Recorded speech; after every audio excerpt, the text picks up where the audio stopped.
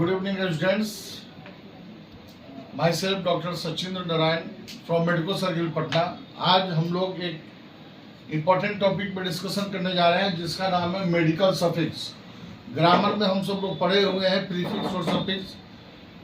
Suffix का मतलब होता है जब किसी वर्ड के बाद में कोई वर्ड लगाते हैं और उसको लगाने से उस वर्ड का सेंस चेंज हो जाता है। जैसे कुछ मेडिकल रिलेटेड टर्म्स हैं जिसको कि हम देखने का काम करेंगे। सबसे पहला जो टर्म है आइटिस। आइटिस टर्म एक वेरी कॉमन टर्म है, मेडिकल टर्म है, जो कि ये सफिक्स वर्ड है। ये इंडिकेट करता है इन्फ्लामेशन को। जब किसी शब्द के आखिरी में आइटिस लगेगा मतलब वो इन्फ्लामेशन को इंडिकेट करेगा। जैसे यहाँ लिखा हुआ है अपेंडिसाइटिस, जब अपेंडिक्स में इन्फ्लामेशन होगा। उसी प्रकार से बहुत सारा डिजॉर्डर्स है, जैसे मेनिंजाइटिस है, जैसे पेंक्रियाटाइटिस है, जैसे हेपेटाइटिस है, जैसे सल्फिंजाइटिस है, जैसे डर्मेटाइटिस है। तो जितना भी ये आइटिस लगा हुआ अगर टर्म रहेगा तो वह हमारे बॉडी में इन्फ्लामेशन को इंडिकेट करेगा। नेक्स्ट है ऑस्टोमी, क्रिएट ओपनिंग। मतलब ऑस्टोमी शब्द होता है कि कोई कहीं ब्लॉकेज है, उसको हम सर्जिकल या ट्यूब इंसर्ट करके जो है उसको हम ओपन कर रहे हैं, जैसे कोलोस्टोमी। ठीक है। नेक्स्ट है plastic term. Plastic term surgical repair जब हम करते हैं किसी ऑर्गन में या किसी पार्ट में, डैमेज पार्ट में, तो उसको हम प्लास्टिक टर्म यूज करते हैं, जैसे rhinoplasty. Mucous membrane of the nose या नोज का कोई पार्ट अगर सर्जिकली उसको रिमूव किया जाता है, रिपेयर किया जाता है, उसको हम राइनोप्लास्टी कहते हैं। पैथी टर्म जो है वो डिजीज को इंडिकेट करता है।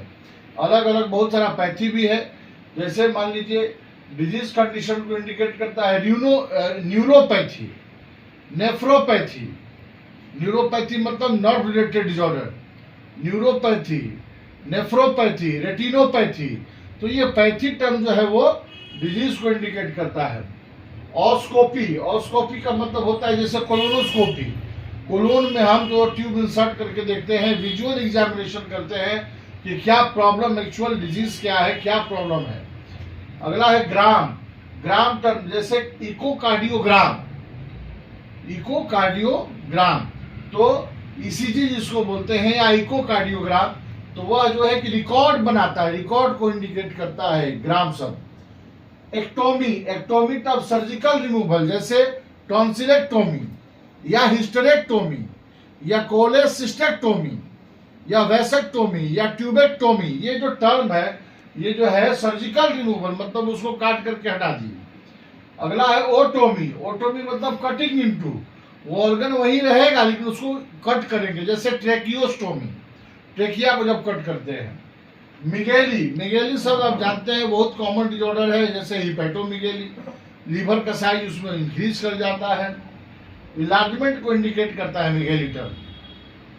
अगला है ओमा। ओमा ट्यूमर को बोलते हैं हम लोग। ओमा शब्द कहीं भी लिखा हुआ है मतलब वो इंडिकेट करता है एक्स्ट्रा ग्रोथ को, या कोई मास ग्रोथ है उसको इंडिकेट करता है, जैसे हिपेटोमा, लाइपोमा। तो ये ओमा शब्द जो है वो एक्स्ट्रा ग्रोथ को इंडिकेट करता है। नेक्स्ट है ओसिस, एबनॉर्मल कंडीशन। जैसे ओसिस टर्म जो है वो एबनॉर्मल कंडीशन को इंडिकेट करता है, जैसे नेफ्रोसिस, जब किडनी का नेफ्रॉन्स कमजोर हो जाता है या प्रॉपर फंक्शनिंग नहीं करता है उसको हम नेफ्रोसिस टर्म देते हैं। और आप सब जानते हैं कि लॉजी, जैसे कार्डियोलॉजी, नेफ्रोलॉजी, लॉजी सब इंडिकेट करता है टू स्टडी या स्टडी ऑफ। जो कोई पार्टिकुलर ऑर्गन या सिस्टम को पढ़ते हैं उसमें लॉजी टर्म बहुत सारा। Physiology, osteology, myology, neurology, nephrology. Logy term मतलब टू स्टडी या स्टडी ऑफ, जैसे एग्जाम्पल यहाँ लिखा हुआ है कार्डियोलॉजी।